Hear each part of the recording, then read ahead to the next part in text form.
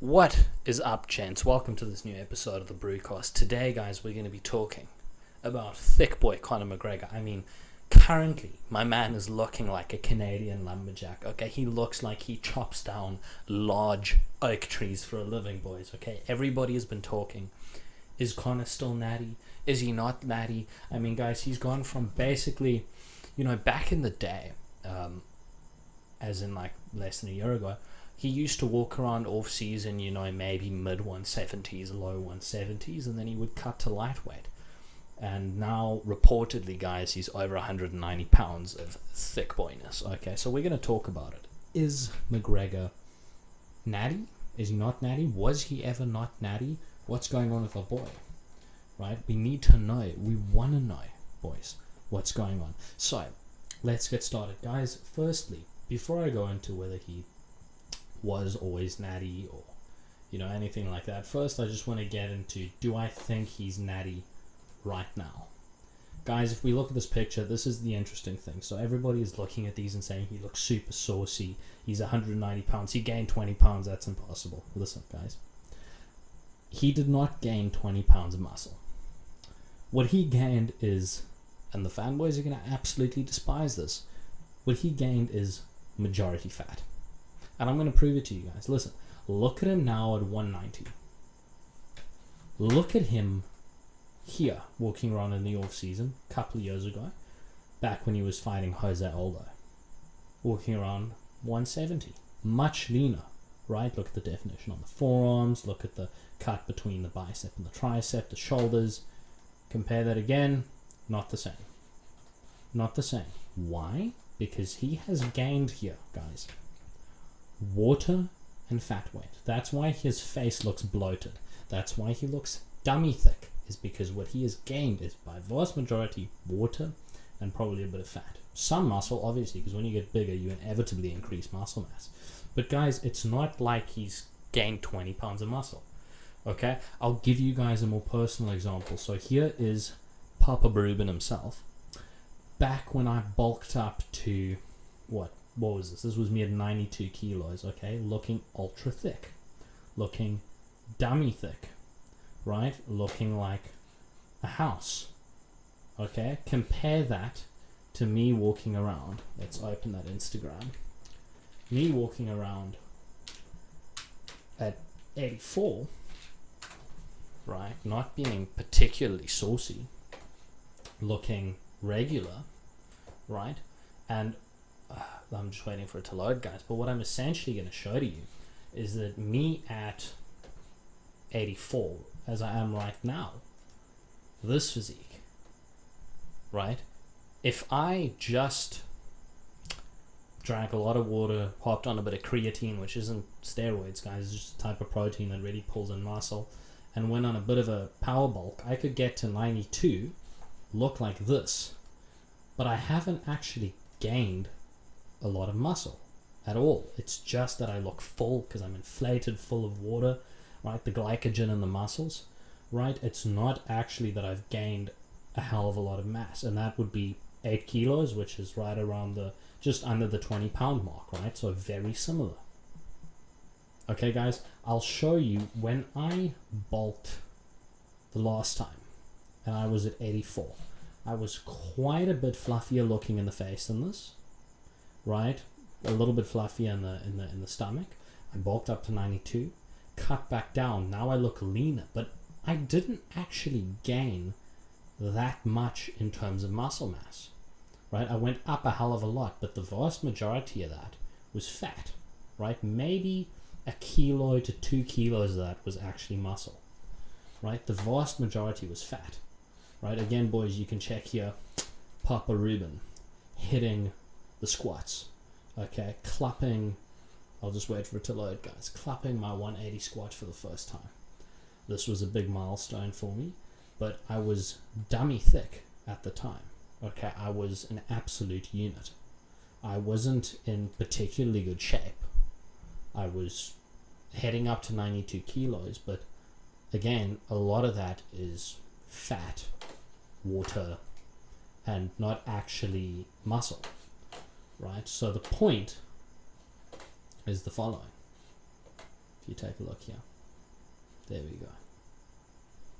Papa Bruben heading that 4-plate squat. Guys, I'm getting back to this now. I haven't been able to squat for a while. Bit of a side note in the video. You guys will see, I've got, if you follow my Instagram, every morning 4 a.m. when I work out, I post a little workout clip of me. So if you guys are looking to get up earlier, make more fitness success, I really suggest you follow my page. Then every morning, 4 o'clock when I start working out, you'll get a little notification. Point being, guys, if we get back to Conor, if you compare these two physiques, he hasn't gained that much muscle. It's mostly water and some fluff, some fat, guys. It's glycogen. Okay, now that we've established, I don't think he's on juice now, guys. I really don't. But let's think about his entire career. Because, guys, if you've seen any of the Natty or Nots on this channel, you'll know that I come down quite harshly on the MMA guys. And the reason is because if you're an athlete who competes at the highest level in anything, the chances of you being natty is virtually zero, because everyone at the professional level, statistically, uses drugs. And guys, passing a drug test is not that hard. Also think about, if you are making a living off of this, and this is your livelihood, why wouldn't you hop on juice? Because not doing it and fighting people who are on juice is a financial risk, right? Most people up there are juicing, and it's because this is how they make their living, right? So just probabilities wise, if you are at the top of any particular sport, you're like, the chances are you're taking the fucking juice, guys. That's just the fact. But let's look a little bit, because I actually don't think that Conor has taken steroids per se. So I know the title is, is he on steroids? But I'm going to expand that to performance enhancing drugs more generally. So let's take a look here, guys. Do you remember Conor first competed at featherweight back in the D, 145, and then competed at lightweight? Now, if you look between these shots, right, obviously there's a bit of a difference. This is UFC 194, this is UFC 264. Couple of years difference. Point being, his off-season weight really didn't change that much. I mean, it went up a little bit from like the low 170s to the mid 170s. He probably put on a smidge of size, but nothing extraordinary, guys. And part of the reason why is because to diet to this level isn't a question of losing fat and losing weight. It's really a question mostly of water weight and dehydration.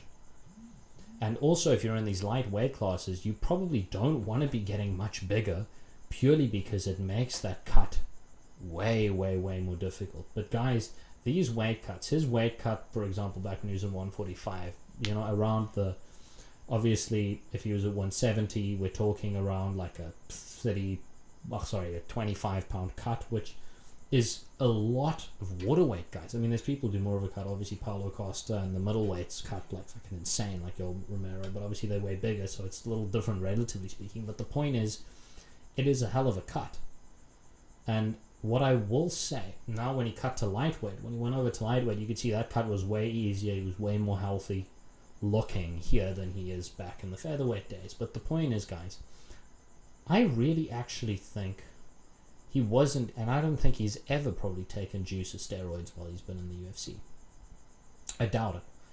Even though he's a pro athlete, and pro athletes probably do, I actually don't think so. Or at least I don't think there's enough evidence to show that he does. However, I would not be surprised if he used some sort of diuretics, or maybe some Clen, or something like that to help with these insane weight cuts that these MMA guys have to do, guys. A lot of these guys, and by the way, these things are not that easy to cheat on the drug test, guys. There are some of these drugs that are literally in and out of your system in a couple of days, maybe a couple of weeks. They are not that hard to, it's not that hard to pass a test, even if you take steroids, like someone like, the guys like Yoel Romero and Paulo Costa, who are obviously juicing.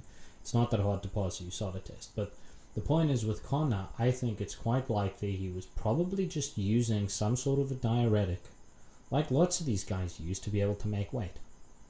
Right? Because his physique transformation, guys, doesn't scream monster steroid transformation. Again, he might be 190 here, but he's not that much bigger than 170. He's just full of that glycogen. He's just pulled in all that water weight, guys. He's probably, you could hop on some fucking creatine, which isn't a steroid. It's just a particular type of protein that's very good at absorbing water. And everyone who's taking creatine knows you gain 5 to 10 pounds in the first couple of weeks just from added water weight, right? This isn't a steroid transformation.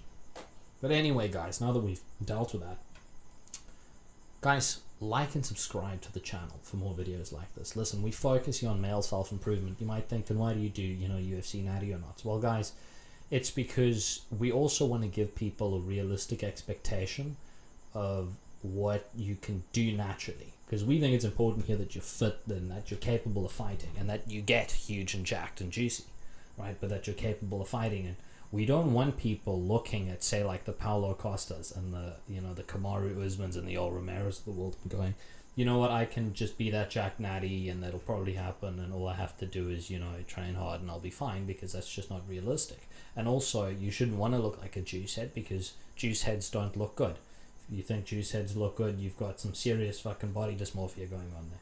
I mean, look, we all know, us gym heads, we think Arnold looks good, but if you show a picture of peak bodybuilder Arnold to a regular person, they think it's too much. And the reason why is because we have a very warped sense of what is actually male performance, shall we say, performance physique, or even a built physique, right? And we want, guys, we strive towards being fit, attractive, also financially capable on this channel, and building your resilience and your competence. And that's what we're all about. And building your physique, your looks, and also your fighting ability is a part of that, which is why we still do MMA and fighting coverage on this channel.